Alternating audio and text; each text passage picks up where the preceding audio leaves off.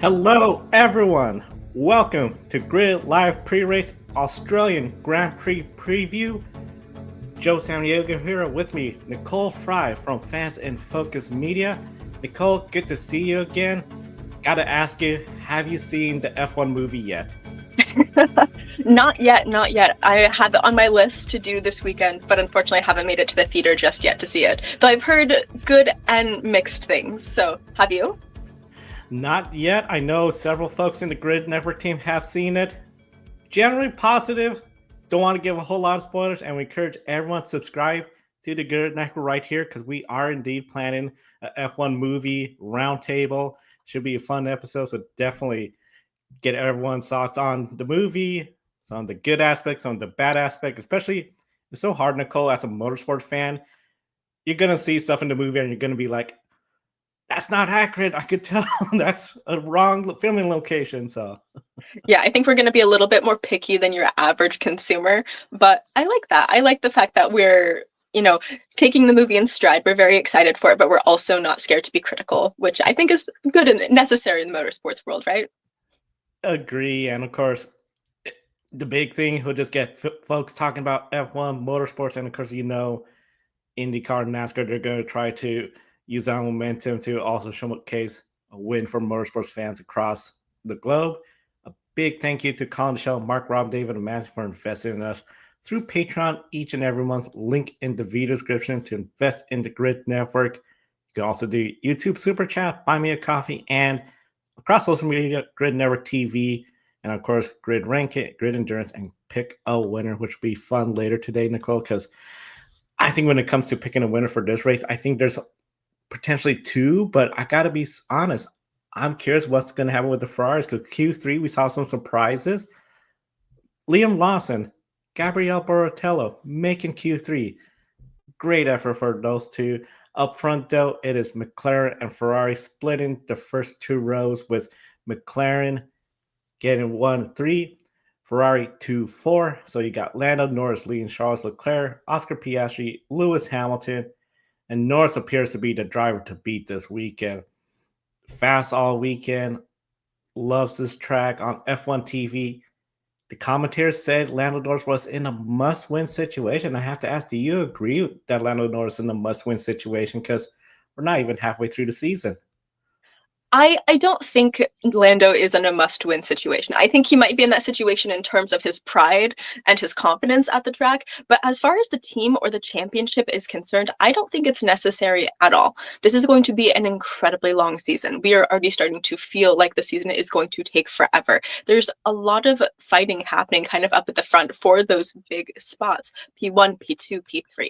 And I think this weekend, the only thing that will be hurt by Lando Norris not winning is his own ego a little. I don't think the team is going to be incredibly frustrated with him in terms of anything really important. As long as he doesn't crash the car, I think he will be just fine, especially if he still ends up with some decent points. Having those decent points, I think, will be very huge for Lando Norris to get a good result because I don't believe he's in a must win as in the points, but like you said, the confidence level has to be something where you got Oscar Piastri right there. If Oscar Piastri is to somehow get a win at this track, a track Lando Norris is traditionally really good at, I could just see the rumors of Lando, what do you think of your newer teammate starting to run away with this championship? Oh my God, that's gonna drive him up a wall, Nicole. I mean, and Yeah. Lando Norris, I think he is showing the maturity of, compared to when he first started, people were just sort of, you can't wear that hat. Are you serious enough to be F1? He is serious enough. I think he really wants it. And this could be a great weekend. Yeah, I really hope so. I think last weekend was maybe a little bit sobering, or the last time we were racing in Canada was a little bit sobering for him. I think overall there's just a lot that still needs to be done for him as far as his maturity, as far as making sure he's in the car and putting the car in a decent position. But I think that he's finally come to the realization that a championship win is incredibly reasonable for him this year. And it may be the first real time when he could have really seen a championship win and he doesn't want to lose it. So I'm hoping that his little incident with Oscar Piastri kind of, put some healthy fear into him and that overall it is going to be a much better time. It does look like we're having a little bit of tech issues, however. So I'm not sure if you can hear me, Joe, but I cannot see you on my screen anymore, which is a tad bit concerning. Oh, looks like it's just me. That's all right. We'll keep going anyways. So, yes, this weekend was going to be shaping up to be quite a little bit of a challenge. I think overall, there's definitely some things we need to consider. There's definitely things that teams and drivers both are going to be looking at very heavily this weekend. We saw that the last couple of years, the mix up for the teams has been kind of all over the board. There have been different winners from different teams. We've seen Charles Leclerc, we've seen with Ferrari, who won last year. We've seen Max Verstappen with Red Bull in 2022. And we've also seen George Russell with Mercedes in 2024. So it's going to be very interesting. There's a lot of teams and a lot of drivers that feel very comfortable at track.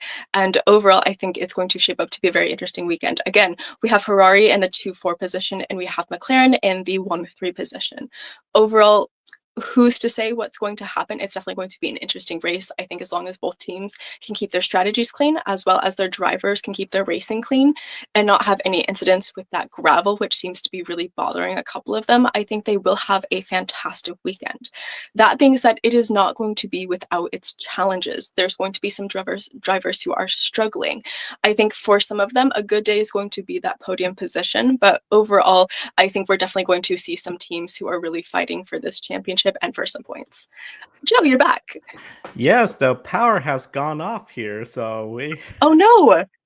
the main camera's down for a while. I got no lighting, but we're back on the air and just one of those deals. Live TV, live internet, gremlins. Well, Way I'm it glad goes to see now. your face back on my screen. I was getting a little worried there for a second.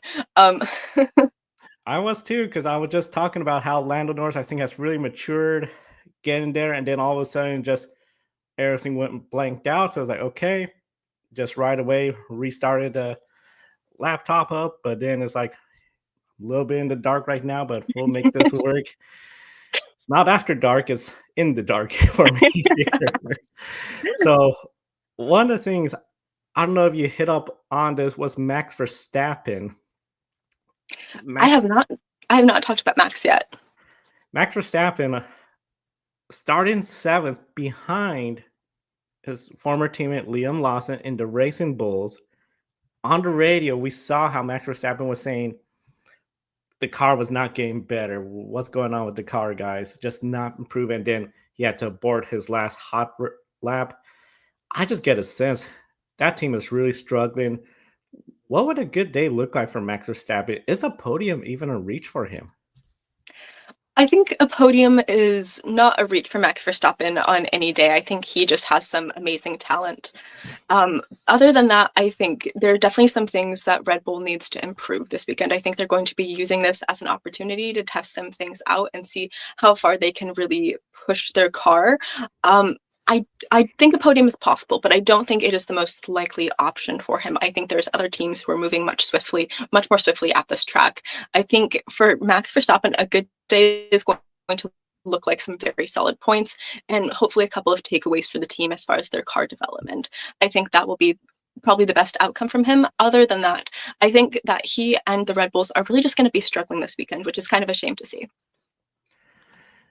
It would be very unfortunate to see that Red Bull just not having that good of a race weekend. This is one of those tracks where the Orange Army is always out in full force when it comes to the crowd attendance. I remember that first year Lando was racing there and we had the crowd back. He was saying, all this orange, good to see all the McLaren fans out here. Well, of course, now with Max Verstappen,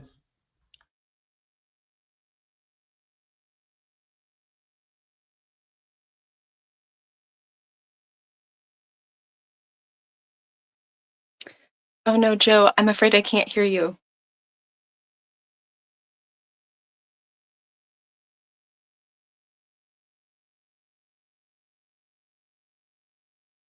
I think we've lost Joe again, which is a little unfortunate. Or Joe, if you're here and I'm the one who's frozen, please let me know. I unfortunately can no longer see you on my screen, or I can see you, but you seem to be frozen quite a bit and not moving.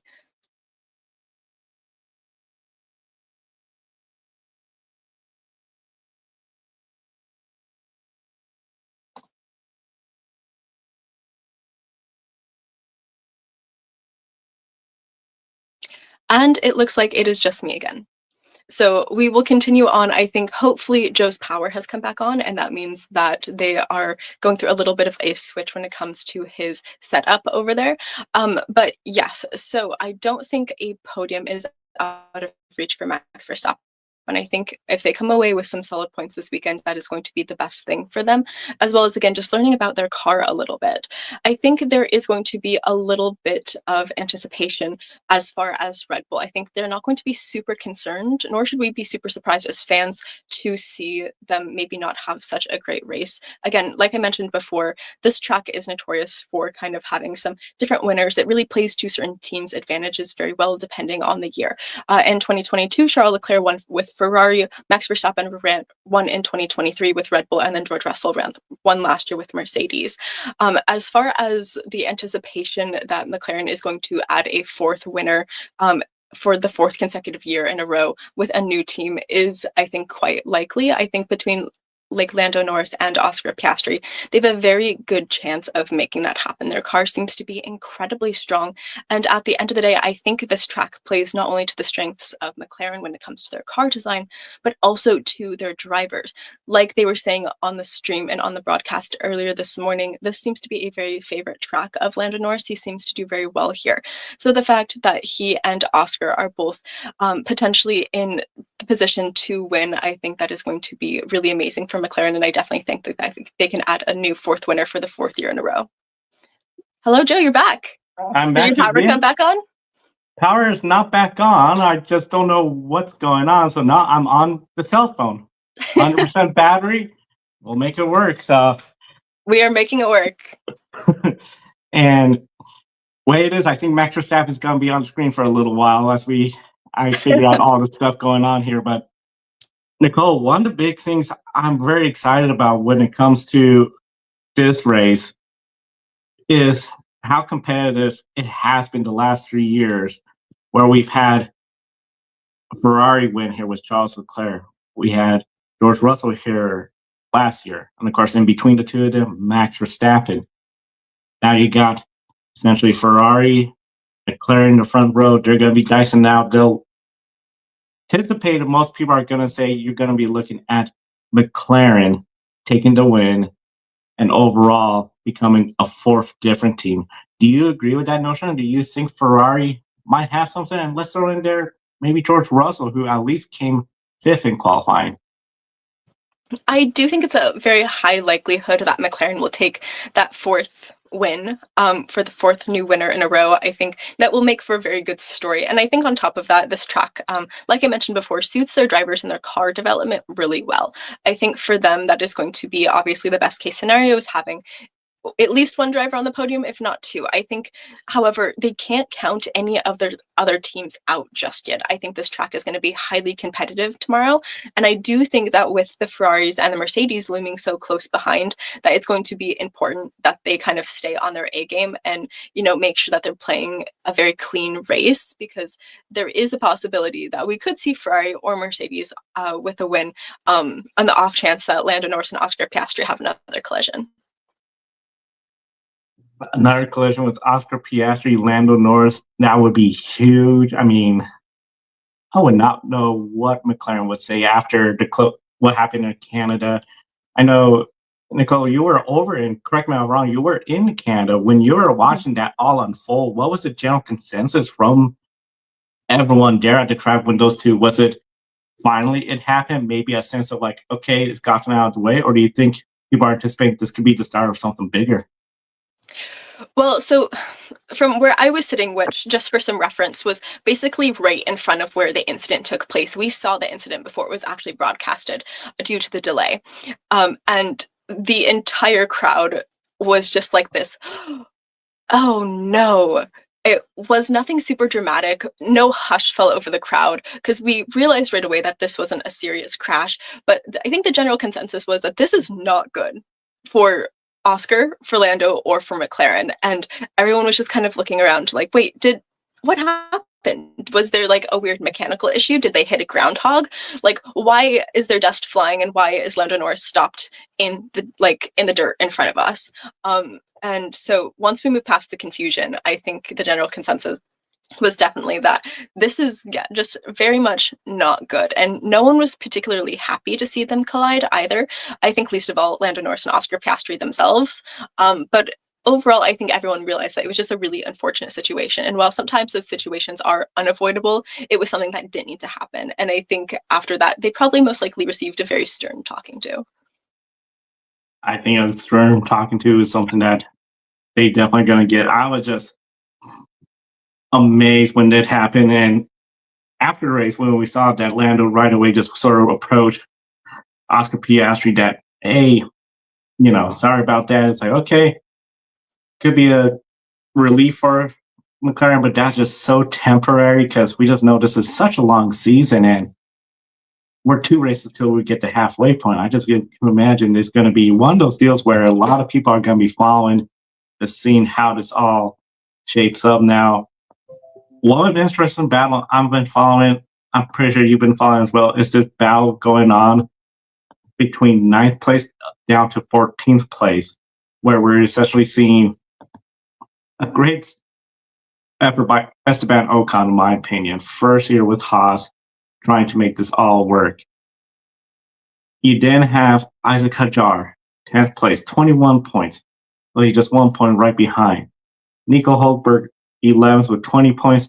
Then some distance to Lance Stroll, Carlos Sainz, Pierre Gasly in 14th, but Pierre Gasly is only 11 points away from ninth place in the standing. And we saw how qualifying went today. We are two races before we get to the halfway point. Does any driver stand out for a good or bad reason in this group of drivers from ninth place to 14th place? Oh, as far as, the championship points go, not really. I think if anything for me, it just shows just how closely these cars and these teams are running this year. There is so little difference sometimes between some of these points when you look at the timing in which they cross the finish line and the actual point itself. Everyone is so close, and I think it makes for very good racing. I think overall there's definitely some surprises here and there. I think it's amazing that Isaac Hajar is, having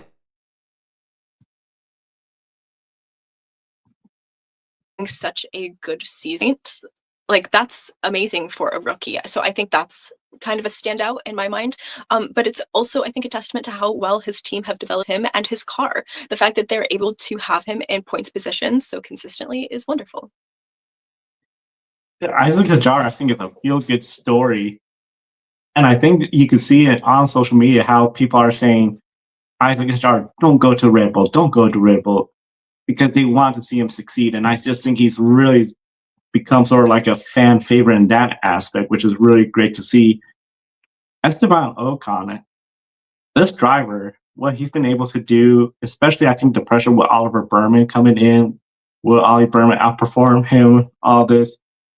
He needed something like this to keep going. Overall, I think this is going to be a fun battle. And Nico Hulkenberg, I think that team has to be feeling pretty good. You got him up there, Gabriel Borratello, Q3 in qualifying. This could be a great weekend, and we've heard all the rumors about the Audi project might be a bit of a mess. It's not coming together very well. So I'm very intrigued by seeing what Kick Sauber can do. Now, of course, Q1, I found it very interesting. We were following George Russell. F1 TV commentators were saying he's on the hot seat. At the time, he was 15th. Then even dropped down to 16th when Colapinto, I believe, set the fastest lap. But then we saw Yuki Tsunoda abandon his hot lap, and then George Russell vaulted himself up to 10th, advancing to Q2. But the F1 commentators were talking about how we don't know what's going to happen to him next year. His contract, we don't know. And rumors that Max Verstappen is going to take the seat. Now, we've known for the longest time there's been rumors about this, but I just found this a bit surprising that now the commentators on F1 TV, which F1 runs, they broadcast around the world, were bringing this up. Overall, when it comes to this, Do you feel that sort of given a little bit more credibility to this rumor, or do you think it's always been credible, but now it's become a little bit more of a realistic outcome? I mean, excuse me, rumor. Now that we're seeing Red Bull and sort of their struggles. Yeah, so I think it's not necessarily more likely than it was in the past. I think you would have to have a very good team, and more importantly, a very wealthy team to be able to convince Max Verstappen to leave Red Bull at this point in time. I think, it's never completely off the table, especially when you have a driver who isn't incredibly happy with their car right now, when the team has gone through some turmoil in the past 12 months. But that's kind of every team right now. And on top of it all, I don't think any other team besides maybe McLaren could afford Max Verstappen. But McLaren has all of their money tied up with two drivers in which they're incredibly pleased with at the moment.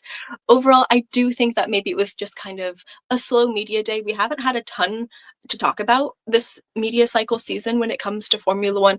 I think, last year we had some rivalries, we had some crashes, we had some very serious driver swap changes and rumors going on around constantly.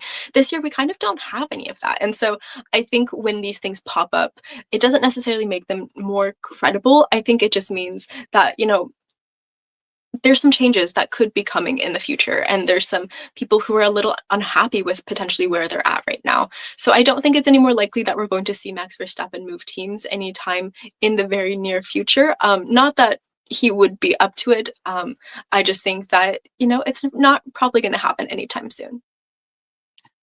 Yeah, I don't see it happening anytime too soon. It's just going to be one of those deals where I think Max Verstappen, unless there's just some absolute breakdown, is going to be in Red Bull for a little while.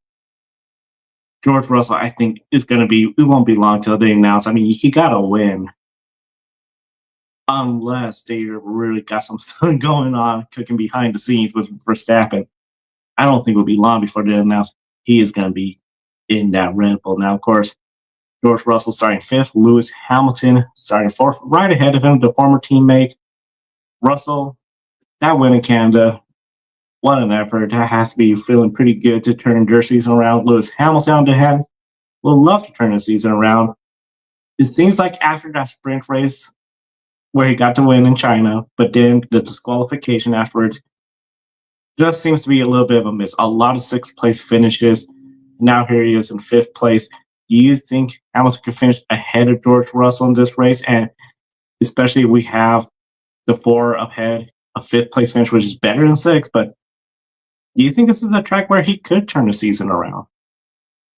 I think it's possible. I think a lot is possible here in Austria at the Red Bull Ring.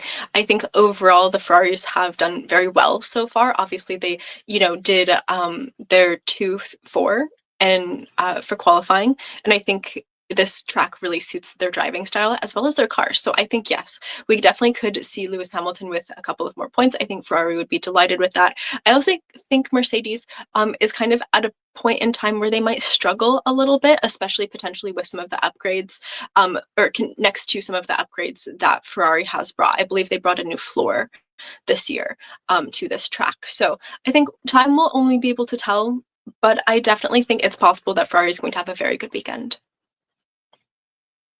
I'm looking at Ferrari to have a really great weekend as well too. I think Charles Leclerc, if he gets a third place, it is what it is, and you're just going to have to take that as a third place finish. And of course, one of the big things when it comes to Lewis Hamilton, just building that chemistry. I've always said with the team, trying to get more going in the right direction. I think this could be one of those race weekends where it can happen. But for Lando Norris, as we talked about at the top of the show, a lot of people anticipate him having a good day at the track, winning favorite. I can see him potentially being a lot of people's pickle winners, which we'll get to later on. Oscar Piastri did say after qualifying his goal is not third place. So not only leave second or first place, Charles Leclerc I think is going to be easy to get around. But then there's Lando Norris, and then there's all the Canada 2025 papaya rules. Everybody's going to be eating this up. So does Lando Norris have the pace to potentially pull away to leave Piastri far enough behind to avoid papaya rules? Oh, see, I don't think that's a call for the drivers. I think that's a call for the team. And again, after Canada, I'm sure they had a very stern talking to about how the rest of the season is going to look. I think that's probably the sensible thing to do as a team and as a team principal and as race engineers, because at this point in time, they're trying to not only manage emotions amongst their drivers, they're trying to manage their budget and their cars. They have very strategic ways in which they do all of this. And part of that really hinges on the fact that they have to hit and like get to these places in which they're allowed to do swaps for parts, changes, and upgrades. And so I think probably one of the biggest conversations they had is sitting these two drivers down and saying, listen, this is how the rest of the season is going to have to look in order for us to meet all of our goals. Like, you guys want a championship? Like, do either of you want a championship? Because this is what's going to need to happen. So hopefully this is a call for the team, and with a little bit of input from the drivers based on some past interactions, whether that be Canada or really just the rest of the season. I think this is going to be a really important time for the team. I do see that Oscar Piastri is not going to just simply lie down, roll over, and say, oh no, it's okay, I'm happy with a third place finish, especially if his teammate is in P1. I think they're going to continue to battle. They're going to continue to fight because that's what they do as Formula One drivers. But most likely, they're not the ones who are really calling all of the shots. That is most likely going to be happening behind the scenes. I think it should be happening behind the scenes, most definitely. And hopefully, it all works out smoothly for McLaren. And both of their drivers end up in P1 and P2, regardless of which one is which. It'll be interesting to see if it all works out. I don't know if you could tell, Nicole, the light came on, the power came back. I'm Hey! driver again, so things are getting a bit more normal here in Grid Network Studios. Power outage, I'm pretty sure we'll figure out what happened, but yeah, I think for Lando Norris, I am very, very excited that we're going to see him at a track he really likes go out there. I think he has the potential to just go out there, dominate, get the win. I think for Oscar Piastri, the test is going to be, can you step up your performance? Because as it was said in the after qualifying show on F1 TV, half a second faster than Charles Leclerc, Lando Norris. That's going to take something else if we're going to see Piastri pick up the pace that much, or if Lando Norris falls behind. But I'm curious, when it comes to a safety car period, you have drivers like Max Verstappen starting 7th, around Gabriel Barrichello, Liam Lawson trying to work his way to the front, around George Russell, Lewis Hamilton. You got the backfield. I don't know. We could just see a pretty calm, straightforward, but like Carlos Sainz starting, I believe, 19th, he has a long road forward. Do you think we're going to see some safety car, full car caution, or even, we've seen it before in this track, the red flag in the race restart? I do think it's possible. I think, especially with as much, slipping, sliding, and spinning we saw in qualifying this morning, I think it's more than likely that we will have a safety car at some point in time. I don't know exactly what the stat is on safety cars here at this track, but I would assume it must be pretty high because it is a technically very difficult track, and it is also very short. And I think that's going to give some interesting calls when it comes to strategy, and as far as drivability for some of these teams. I'm very curious to see what some of these cars and some of these drivers look like in the long run over the duration of the entire race, because I think not only could we see a lot of or a high potentiality of a safety car, I also think we're going to see most likely a lot of traffic, because we're kind of mismatched when it comes to our typical layout for the Formula One grid. Typically, we have very clear front runners, midfield, and back runners. And now everyone is kind of all over the pace or all over the place. And I think it's going to be interesting to see what kind of pace they actually do have throughout the race itself, and how that can potentially influence some strategy from teams, how it could potentially increase bad calls, maybe some reckless driving, or maybe just some silly mistakes that some of these drivers have when they're in a situation on a place in the grid in which they're not really familiar with being at. I think overall it's going to be a very interesting race. I'm very excited to see what happens, but I don't think we can expect a completely clean or straightforward race out of tomorrow. Yeah, I don't anticipate it's going to be clean, straightforward. I think potentially at least one safety car. I was surprised how we saw Pierre Gasly make that spin in Q3, did not hit the wall. What an effort. Not sure how he did that. I don't know either. Just amazing. If that happens during the race, oh man, goodness. One driver I think that could be a bit of a wild card for a safety car. Just some of it's bad luck, but I think Kimi Antonelli. He Mm. had issues in Spain, Barcelona, DNF'd, and then he's a rookie. He hasn't done too many mistakes. I think this is a track he could make a mistake just because you've got quite long straights, high speeds, those corners, especially the corners where we've seen the controversy between Max Verstappen and Lando Norris making contact in the past. A lot of room for error. So if I'm one of the strategists, I might be asking somebody, keep an eye on Kimi Antonelli as well, to see if he pulls a mistake and we could pit and beat this everyone to the safety car. So Mhm. very interesting race coming up. And with that said, let's get to our favorite part of the show. Pick a winner. These scores have not been updated since this morning when Mark Marquez won the sprint race again. So, of course, everyone, including Kiska, is going to get 1 point. And we're now up to 2 pages. So I know 3 folks from YouTube recently. So if you're watching on YouTube, comment who's going to win the Formula One Austrian Grand Prix. And also in the chat room, don't forget to share your comments for NASCAR, Atlanta, Echo Park Speedway later tonight. 2 more races this weekend to share your picks. Nicole, starting with you. I know you've been missing a little bit. You're still over at 1, but this is a great opportunity to get more points. Who do you see winning the Austrian Grand Prix? Oh, I'm gonna have to go with Lando Norris. I think I'm excited to see another win under his belt. I think he performs really well at this track, and I want to see him have a very good, very clean race. I think that that is probably going to be the best outcome for him, and hopefully to get me a couple more points on the board because I don't even know if I'm on the board to be completely honest. I don't have a good track record with pick winner. You're on the board there, 24th. Just one of those deals where this F1 season has been a little bit unpredictable, but now I think after Piastri, McLaren are starting to pull away. And that's why I'm not copying, but I was thinking the same thing after qualifying.